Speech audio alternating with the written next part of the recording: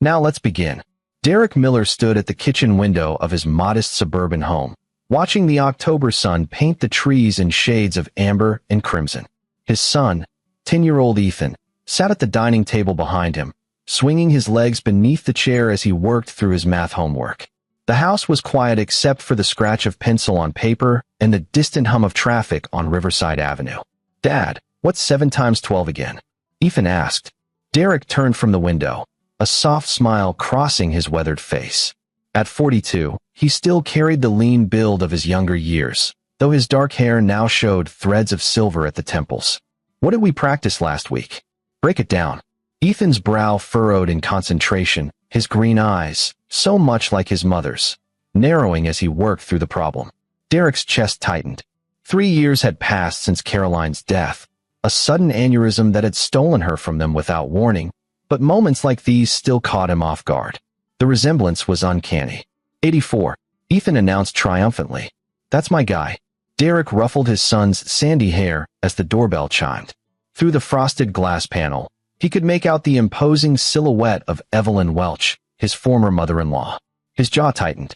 Evelyn swept into the house without waiting for an invitation, her designer coat swirling around her knees. At 63, she maintained the rigid posture of someone who had spent her life demanding attention and usually receiving it.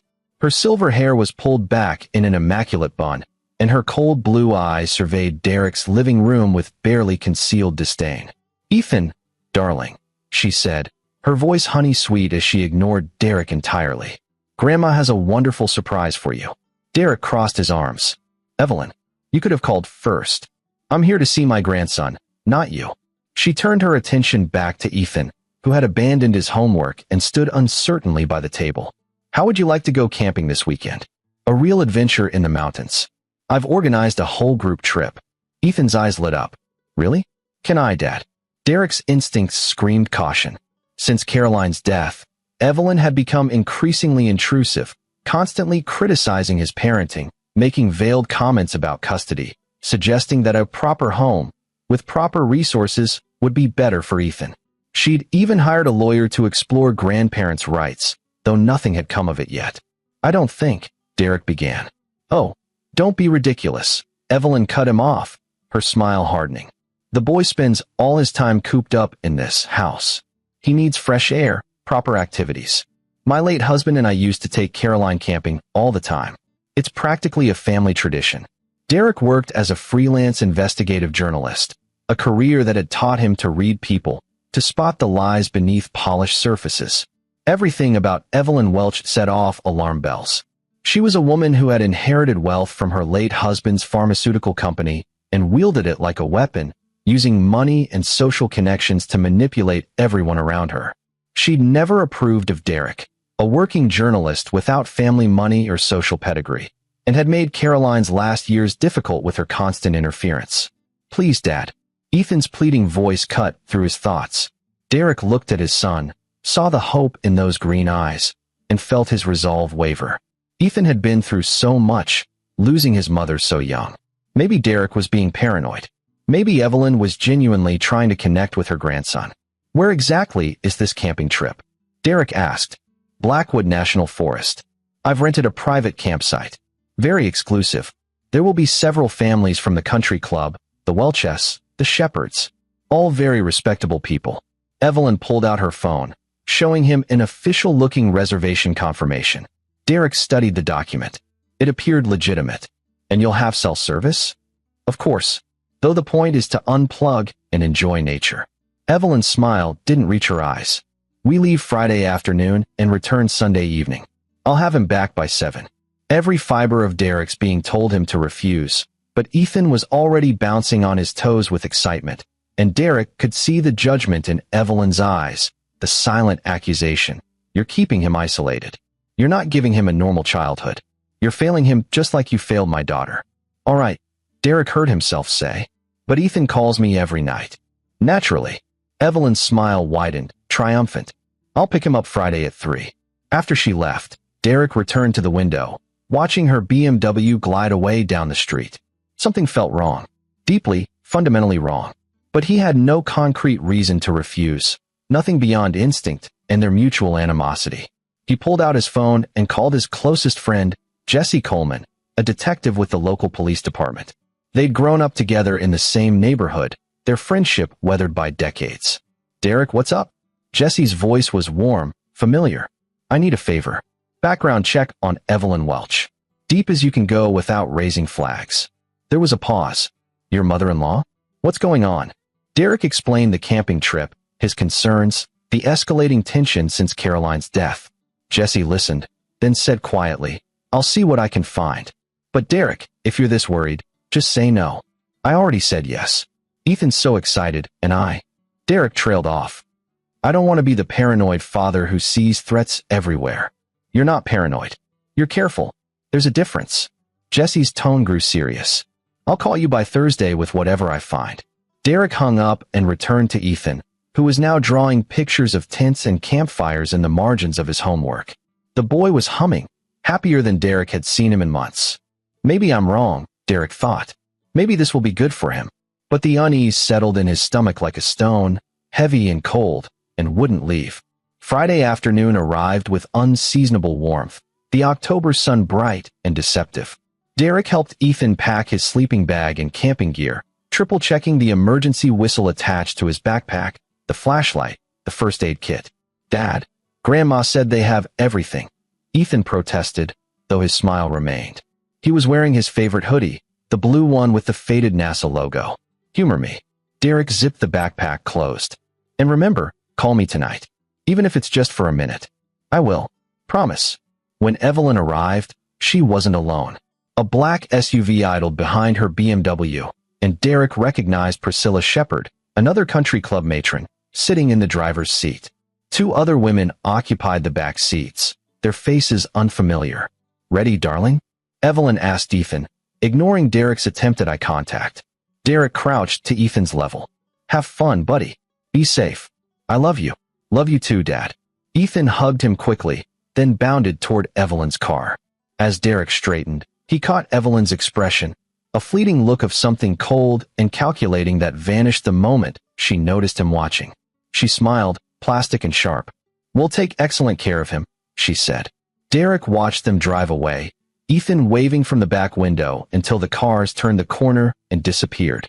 The house felt cavernous in their absence, filled with a silence that pressed against his ears. He tried to work, pulling up his current investigation, a piece on pharmaceutical price fixing that had been consuming his attention for months. But the words on the screen blurred, and his mind kept wandering to Ethan, to Evelyn's smile, to the unanswered questions circling his thoughts. Jesse called at 6. "Got some things on Evelyn Welch. Nothing criminal, but interesting." "Tell me." "She's been in contact with a family law attorney, Gregory Morrison, for the past 8 months. Multiple meetings. My buddy in that firm says Morrison specializes in custody cases, specifically grandparents' rights." Derek's hand tightened on the phone. "She's planning something. There's more. After Caroline died, Evelyn tried to get herself named as Ethan's legal guardian in case something happened to you. Filed paperwork with the court, claimed you were unstable and financially irresponsible. Judge threw it out, but it's in the record. Jesus Christ. Derek, there's also a sealed case from 15 years ago. I can't access the details, but it involved Evelyn and allegations of child endangerment. Never went to trial, settled privately, record sealed. Big money makes things disappear." The stone in Derek's stomach grew heavier. "What kind of endangerment?" "Can't say. But the complainant was her daughter-in-law at the time, married to Evelyn's son from her first marriage. The marriage ended shortly after, and the son, Conrad Welch, moved to Europe. No contact with Evelyn since." Derek remembered Caroline mentioning a half-brother she'd never met, a topic Evelyn had refused to discuss. "Can you track him down?" "Already on it. I'll update you when I know more." Jesse paused. "Derek, I don't like this." "Your gut was right." After hanging up, Derek paced the house, checking his phone every few minutes. Ethan was supposed to call after dinner, around 8. By 8:30, Derek's anxiety had morphed into full-blown worry. By 9, he called Evelyn's number. It went straight to voicemail. He tried 3 more times. Nothing. Cell service, he told himself. They're in the mountains. Coverage is spotty. But the rational explanation did nothing to quiet the rising panic. Saturday crawled by in agonizing increments. Derek called Evelyn hourly, left messages, sent texts. No response. He contacted the Blackwood National Forest Ranger Station, gave them the campsite reservation number Evelyn had shown him. "Sir, that reservation is for a standard site, not a private one," the ranger told him. "And we show it under the name Shepherd, not Welch. Would you like me to do a wellness check?" "Yes, please. My son is 10. He was supposed to call me last night. We'll send someone out. Give us a few hours." The hours stretched like years. Derek tried Priscilla Shepherd's number, unlisted. He searched social media for the families Evelyn had mentioned, found nothing. Every lead dissolved into dead ends and deepening dread. Jesse stopped by Saturday evening, bringing takeout that Derek couldn't eat. They sat in the living room, the television playing unwatched as Derek's phone sat between them like a bomb waiting to detonate. "They'll find him," Jesse said. "Kids wander off at campsites all the time. He probably just lost track of time." Derek wanted to believe him, but he knew Evelyn. He knew her calculating eyes, her hatred of him, her obsession with control. Sunday morning brought no news. Derek called the ranger station again. "We checked the Shepherd site yesterday evening, sir. Your son wasn't there." The group said he was with his grandmother at a different site, about 3 miles north. "We're heading there now." "What do you mean, different site?" "They're split up." "Apparently. We'll call you back." Derek's phone slipped from his nerveless fingers. 3 miles. Ethan was 3 miles away from the group, alone with Evelyn. The call came at 2:15 on Sunday afternoon. "Mr. Miller? This is Ranger Anthony Daniels with Blackwood National Forest. We've found your son." Relief flooded through Derek, so intense it left him lightheaded. "Thank God. Is he okay?" The pause that followed was too long, too heavy. "Sir, you need to come to Blackwood Medical Center immediately. Your son is being treated for severe hypothermia and dehydration.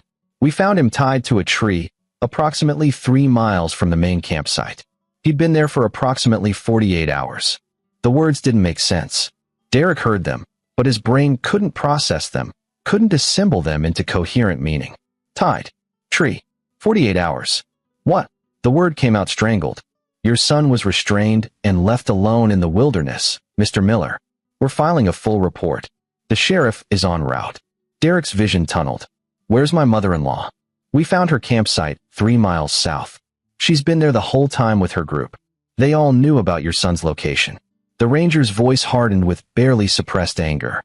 "When we asked why they left him there," she smiled and said, "he needed to learn what real hardship feels like. His father's made him soft."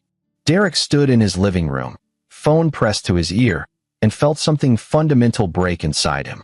Not his strength, that crystallized into diamond-hard rage. Not his resolve, that became an unbreakable promise. What broke was his faith in humanity's baseline decency, his belief that some lines simply weren't crossed. Evelyn Welch had crossed every line, and Derek Miller was going to make her pay. He grabbed his keys and ran for the door, Jesse already on his feet behind him. The 2-hour drive to Blackwood Medical Center passed in a blur of highway and mounting fury. Derek's hands shook on the wheel, his mind conjuring images of Ethan, small, scared, alone in the dark forest, tied and helpless while his grandmother sat 3 miles away, warm and comfortable, knowing exactly where he was and choosing to leave him there.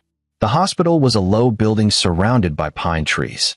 Derek burst through the emergency room doors, Jesse close behind, and nearly collided with a sheriff's deputy. "Derek Miller," he gasped. "My son, Ethan Miller. Room 104.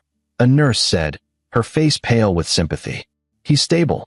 Derek ran down the corridor, his shoes squeaking on linoleum, and pushed through the door to find Ethan in a hospital bed, wrapped in thermal blankets, and 4 in his small arm.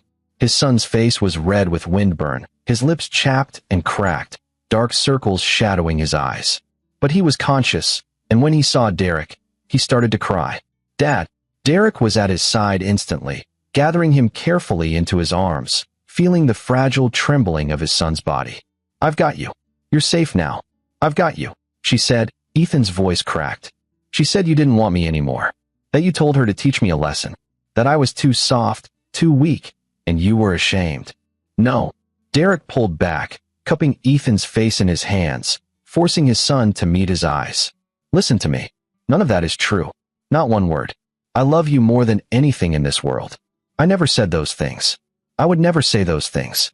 Do you understand me? Ethan nodded, tears streaming down his face. I was so scared. It got so cold at night, and I couldn't move, and I kept calling for help, but nobody came. A doctor entered, a kind-faced woman with gray hair. Mr. Miller? I'm Dr. Ruth Murray. Your son is going to be fine.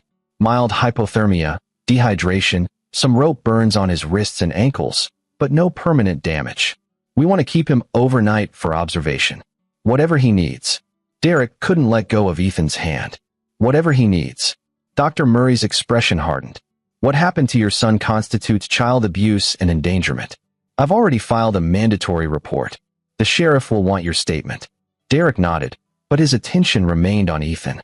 His son, who had spent 2 days and nights believing his father had abandoned him, left him to suffer deliberately. The psychological cruelty of it was almost worse than the physical danger.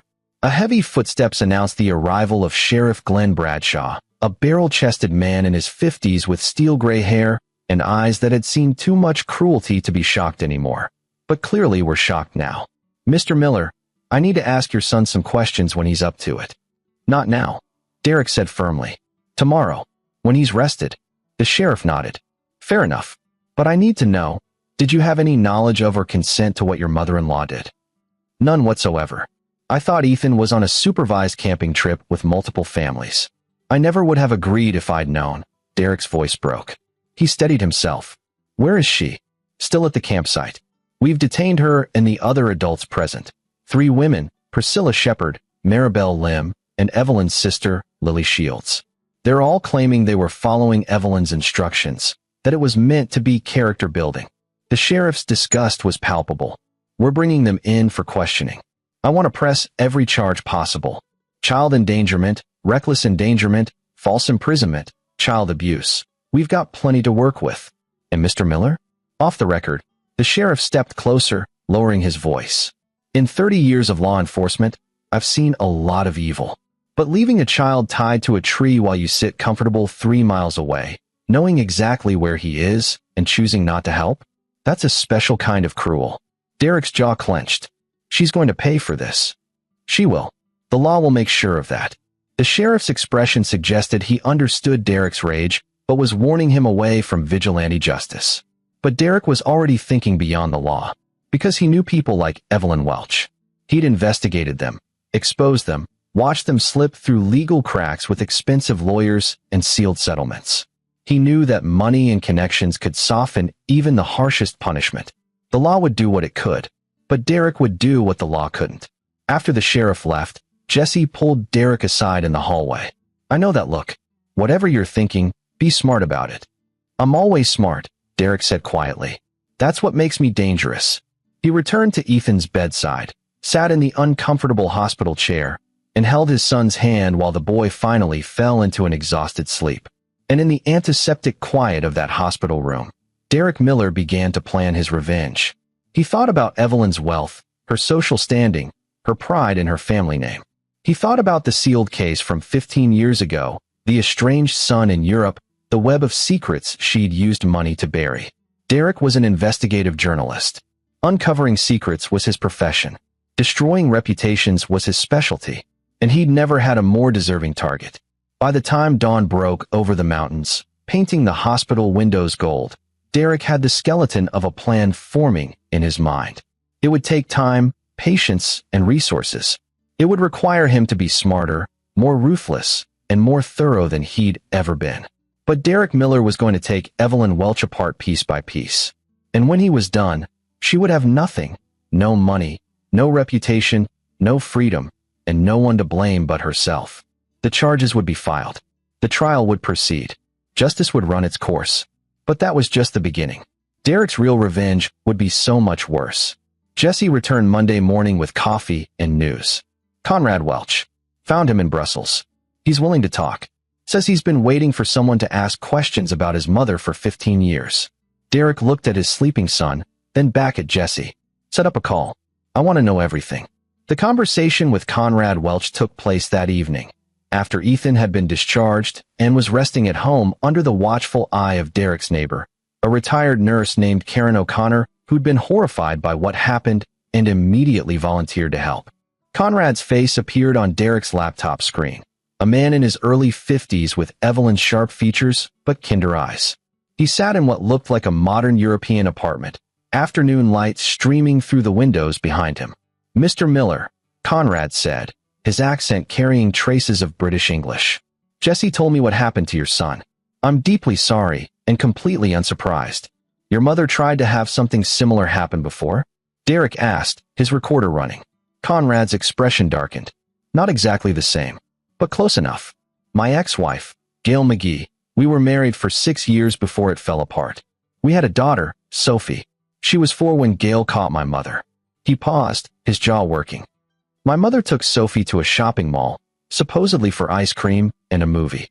Gail followed them on a hunch. She found Sophie locked in my mother's car in a parking garage, windows up, summer heat. Sophie had been there for over 2 hours while my mother had lunch with friends." Derek's blood ran cold. "Jesus." Gail called the police, but by the time they arrived, my mother had just returned to the car. She claimed Sophie had wanted to nap, and she'd only been gone 20 minutes. She had witnesses, the friends she'd lunched with, who backed her story. Gail couldn't prove the timeline, but she knew. She filed for emergency custody, got it, and told me I had to choose Sophie's safety or my mother. "You chose your daughter. I chose exile. My mother controls the family trust, the inheritance, the business connections. She made it clear that if I testified against her, I'd be cut off completely. But more than that, she'd make Gail's life hell, ruin her career, her reputation. So Gail and I divorced. I gave up all parental rights to protect Sophie from my mother's reach, and I left the country." Conrad's voice was heavy with old pain. "I haven't seen my daughter in 15 years. But she's safe. She grew up normal, happy, far from Evelyn's influence." "Why did your mother do it?" "Control. Punishment. Testing boundaries." Conrad leaned forward. "My mother is a narcissist with sociopathic tendencies. She sees people as objects to be manipulated. When they don't comply with her vision of how things should be, she punishes them. Gail challenged her once, disagreed with her publicly at a charity event. So my mother punished our daughter to punish Gail." Derek absorbed this, pieces clicking into place. "She never approved of me. Said I wasn't good enough for Caroline, wasn't wealthy enough, didn't have the right connections.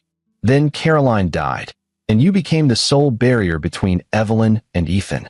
Conrad's eyes were sympathetic. "She wants control of your son, Mr. Miller, whether through custody or intimidation.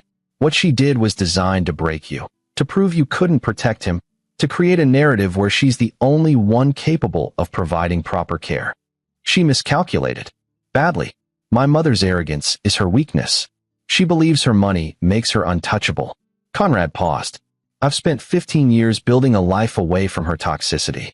But I've also spent 15 years collecting information. Every time she's paid someone off, every sealed settlement, every NDA she's forced people to sign.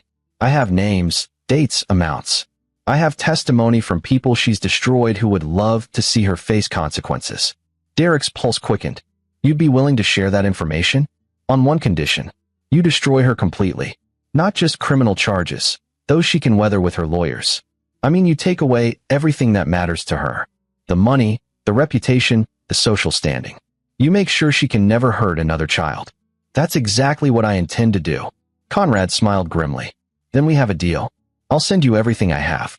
Bank records, witness statements, documentation of at least 7 different instances of child endangerment she's paid to make disappear. There's also evidence of financial fraud related to her late husband's pharmaceutical company, insider trading, price manipulation, bribing FDA officials. She could go to prison for years. If the evidence is presented correctly, yes. But Mr. Miller, my mother has survived scandals before. She's connected, smart, and ruthless. You'll need to be more ruthless."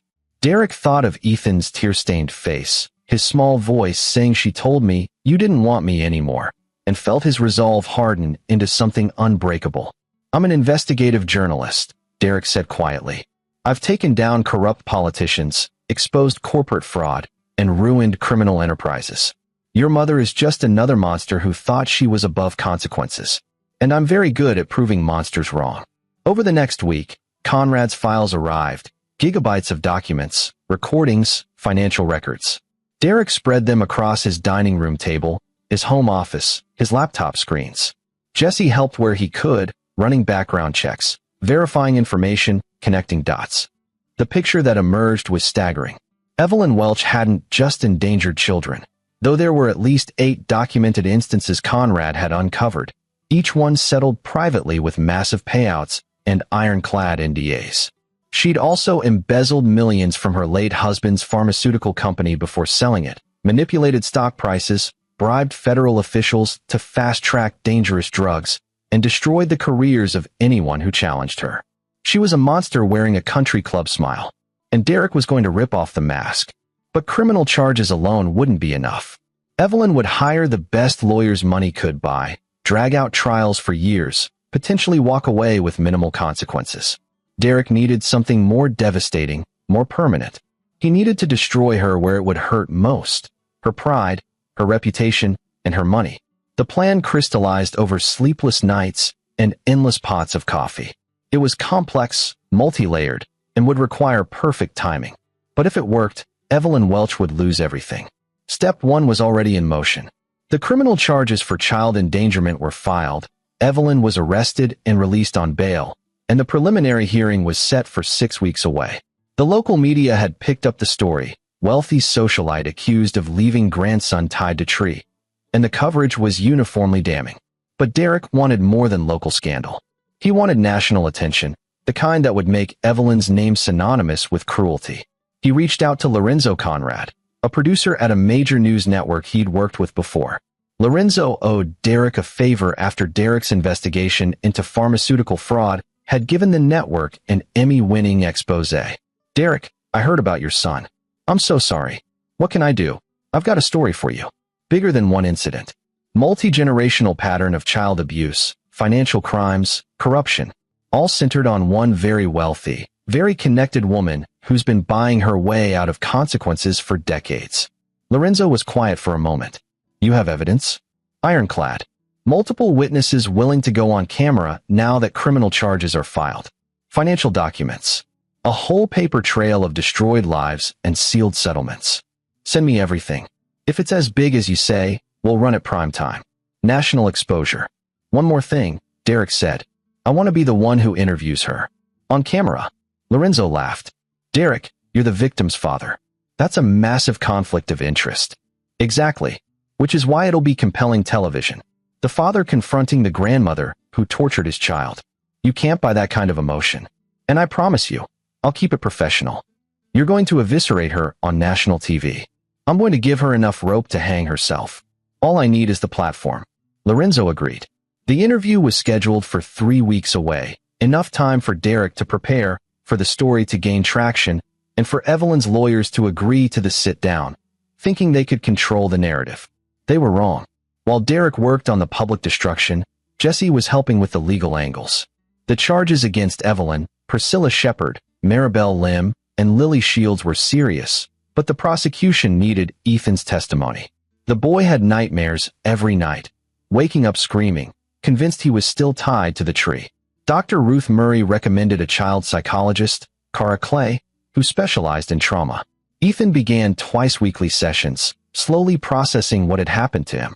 Derek sat in on the sessions when allowed, listening to his son describe those 48 hours in halting, painful detail. The cold that had seeped into his bones. The darkness when night fell. The sounds of animals moving through the underbrush. The terror that his father really had abandoned him, that he'd done something terrible to deserve this punishment. Every word was a knife in Derek's heart. But Ethan was strong, stronger than Evelyn had anticipated. With Cara's help, he began to understand that what happened wasn't his fault, that his father loved him, that bad people sometimes do bad things, and it doesn't mean the victim deserved it. And crucially, Ethan said he wanted to testify. He wanted to tell people what his grandmother had done. "She needs to know she can't do this to other kids," Ethan said during one session, his voice small but determined. "What if she has other grandkids someday? What if she does this to them?" Derek's chest swelled with pride and heartbreak. His son, at 10 years old, was thinking about protecting others. Evelyn had tried to break him and instead had forged steel. The preliminary hearing arrived. Derek sat in the courtroom, Jesse beside him, and watched Evelyn Welch walk in wearing a demure gray suit, her silver hair perfect, her expression carefully neutral.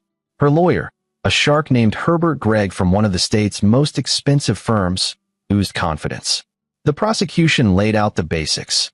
Ethan had been taken on a camping trip under false pretenses, separated from the main group, restrained, and left alone for approximately 48 hours in October weather that dropped to near freezing at night. Evelyn and her companions had remained at a separate campsite 3 miles away, knowing the child's location and condition. Herbert Gregg argued that it was a misunderstanding, a cultural difference in parenting philosophies, that Evelyn had believed the experience would be character-building and had arranged for periodic checks that had somehow failed to occur. It was bullshit, and everyone in the courtroom knew it. The judge, a stern woman named Janelle McKenna, wasn't buying it. "Mr. Gregg, your client left a 10-year-old child restrained in wilderness conditions for 2 days without food or water. There is no parenting philosophy that excuses child endangerment. Your Honor, Mrs. Welch deeply regrets the outcome of what was intended as a survival skills exercise. A survival skills exercise requires supervision, instruction, and safety measures. This was abandonment. The charges will proceed to trial." Judge McKenna's gavel fell. Evelyn's mask slipped for just a moment, her eyes flashing with fury as she glared at Derek across the courtroom. Then the composure returned, the society matron face sliding back into place. But Derek had seen the truth underneath, and he knew that the criminal trial was just the opening act. The real destruction was yet to come. That evening, Derek received an email from an encrypted address. The message contained a single line. "She's trying to intimidate the witnesses. Check your bank accounts." Derek's blood chilled. He immediately logged into his banking portal and found 3 fraudulent charges totaling $15,000, all made that day. His credit cards had been maxed out. A loan application had been filed in his name and approved for $30,000. Someone was trying to sabotage him financially. He called Jesse, who arrived within the hour and began making calls.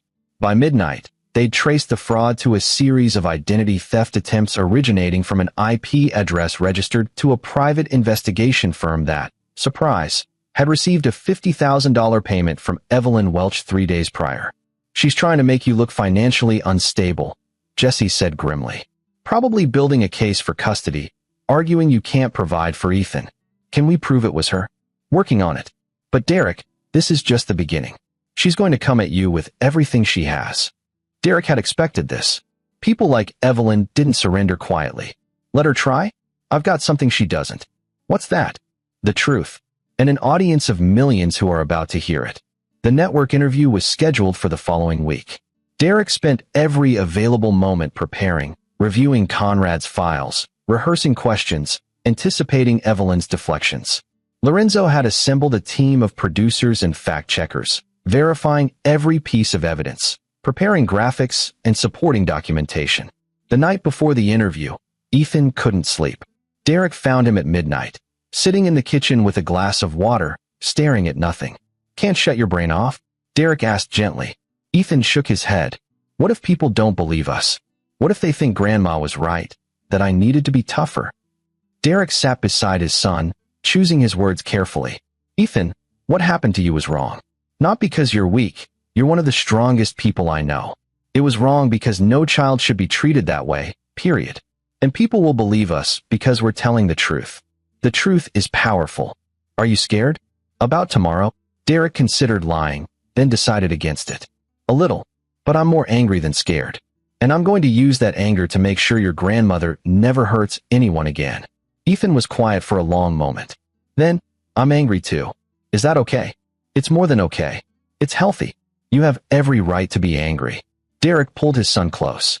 "But we channel that anger into something productive. We don't let it make us cruel like her.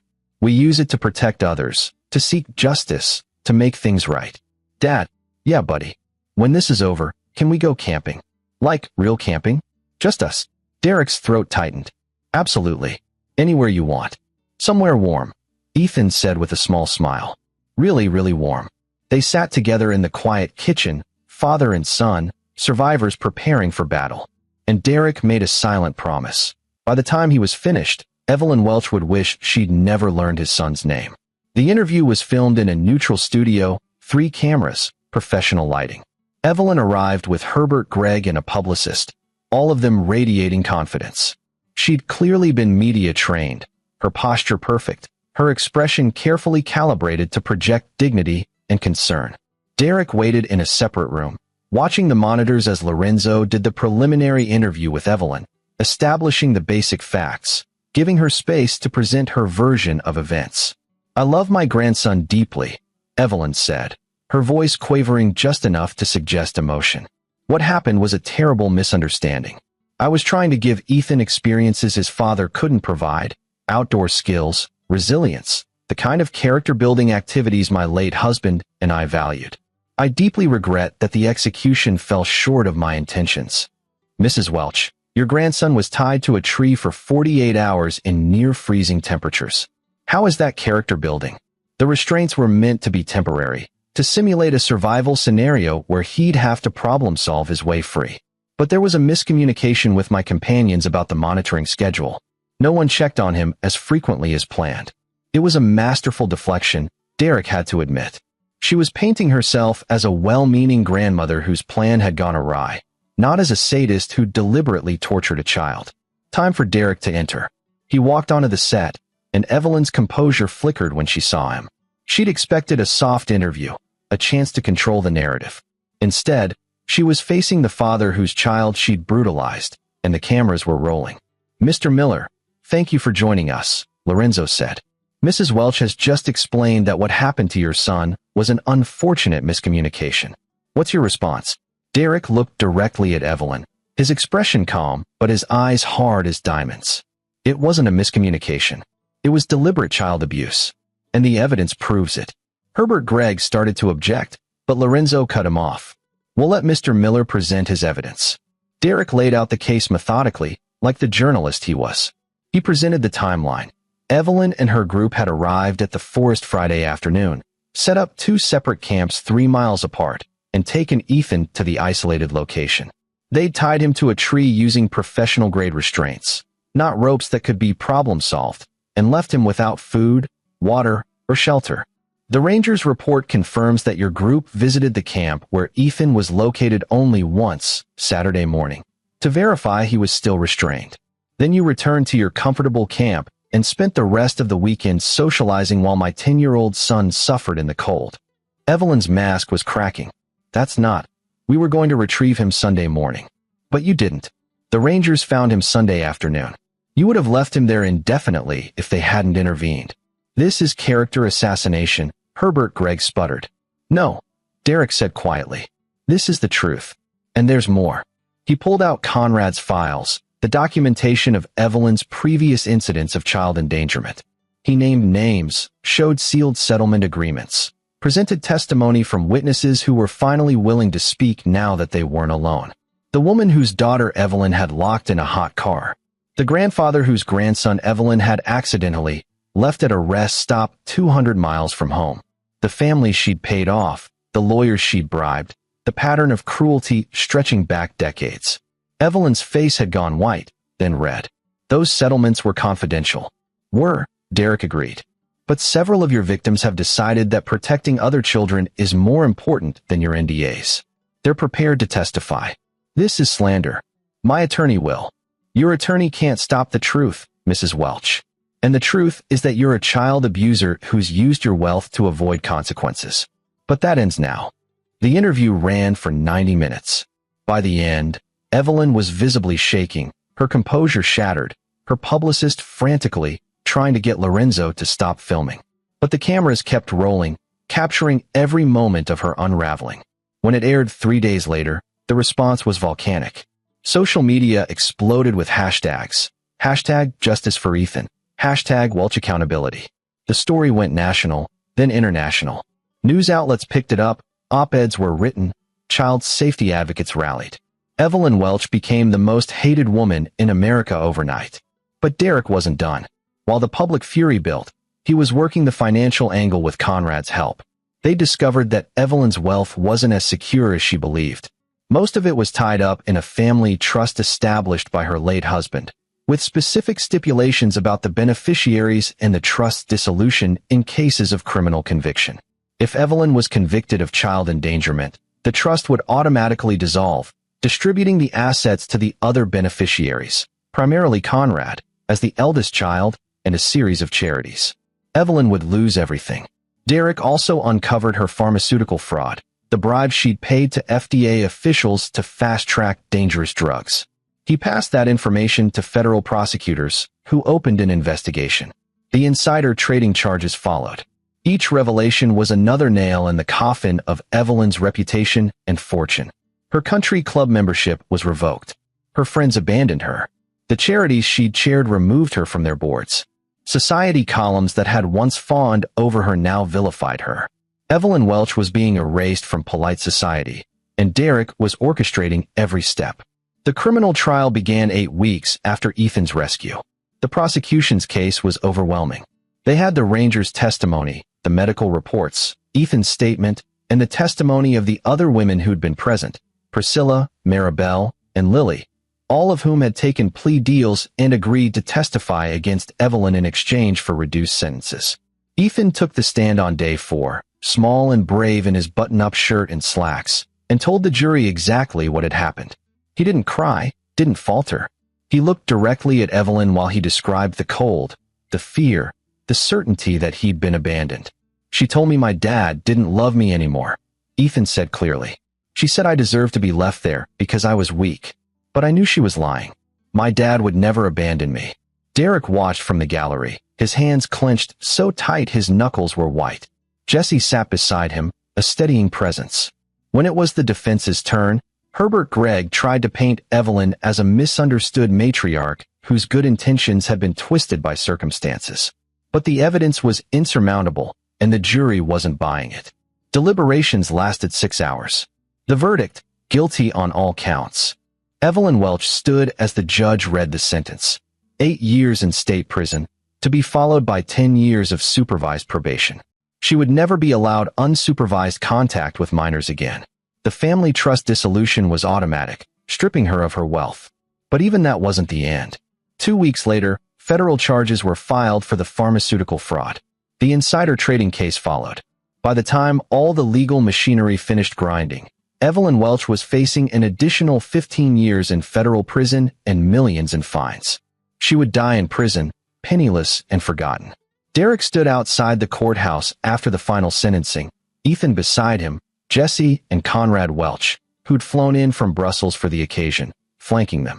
The media shouted questions, but Derek ignored them all except one. "Mr. Miller, how do you feel now that justice has been served?" Derek looked down at his son, then back at the cameras. "Justice isn't just about punishment. It's about protection. My son is safe now. Other children are safe now. That's what matters. As for Evelyn Welch, she made her choices. She'll live with the consequences." That evening, Derek and Ethan returned to their quiet suburban home. Derek made spaghetti, Ethan's favorite, and they ate dinner at the kitchen table, the same table where this nightmare had begun months ago. "Dad," Ethan asked, twirling pasta on his fork, "is it really over? The legal stuff?" "Yeah, buddy. It's over. She can't hurt you anymore." "Good." Ethan took a bite, chewed thoughtfully. "Can we still go camping? Somewhere warm." Derek smiled, feeling something loosen in his chest that had been tight for months. "How about the beach? Camping under the stars, but with sand instead of forest." "Perfect." 2 months later, Derek and Ethan stood on a beach in Southern California, the Pacific Ocean stretching endlessly before them. They'd set up a tent just above the tide line, and as the sun set in brilliant oranges and purples, Ethan ran along the surf, laughing, free. Derek watched his son with a sense of profound gratitude. They'd survived. More than that, they'd triumphed. Ethan was in therapy, processing his trauma, growing stronger every day. The nightmares were less frequent. The fear was fading. And Evelyn Welch was exactly where she belonged, locked away, powerless, her legacy destroyed. Derek's phone buzzed. A message from Conrad. "Thank you. For the first time in 15 years, I feel like my mother can't hurt anyone. My daughter wants to meet you and Ethan, when you're ready." Derek typed back, "We'd like that." Another message, this one from Lorenzo. "Your expose won the Polk Award. Congratulations." Derek pocketed his phone without responding. Awards didn't matter.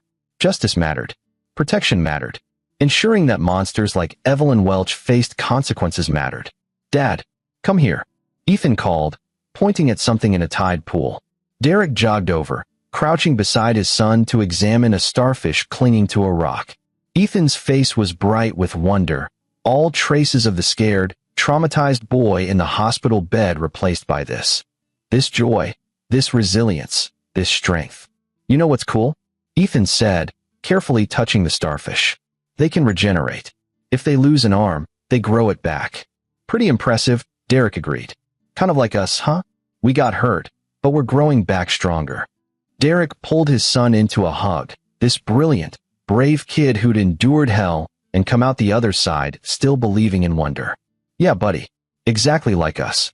As the stars emerged overhead and the campfire crackled beside their tent, Derek Miller realized that this moment, this peace, this future, was the real victory.